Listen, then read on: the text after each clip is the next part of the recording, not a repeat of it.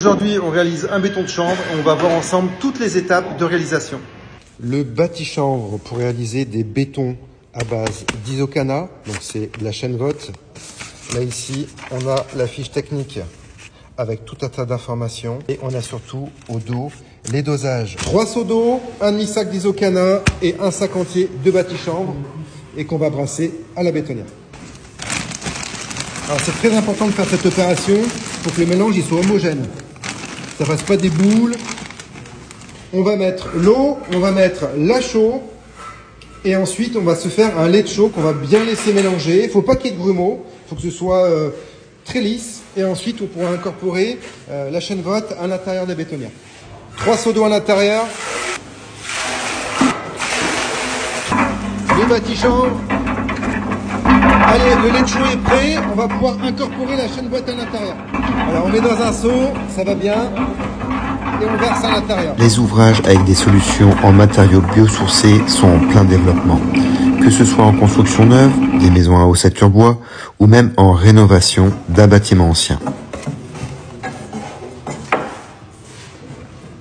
On coule et il faut tasser dans le même temps et répartir uniformément donc, le béton dans tous les recoins.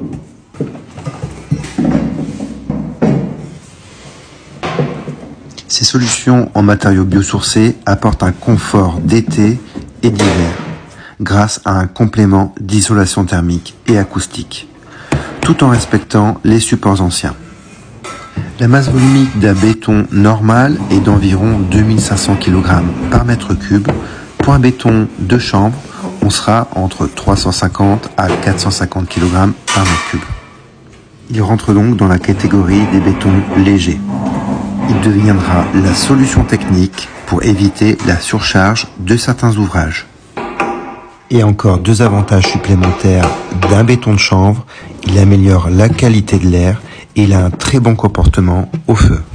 En tant que formateur, j'ai été formé à ces nouvelles techniques et aux règles professionnelles de la construction chanvre pour pouvoir l'expliquer et l'appréhender avec mes apprentis.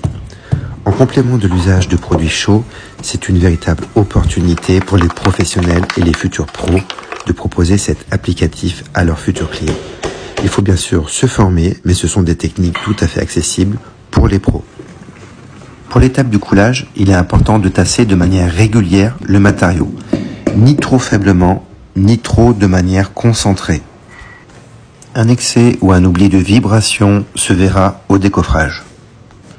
Quand on est maçon, la partie la plus agréable, c'est le décoffrage, nous y voilà. Les banches sont retirées, laissant apparaître le béton de chanvre entre des pièces de bois, les colombages. La partie de derrière est également décoffrée.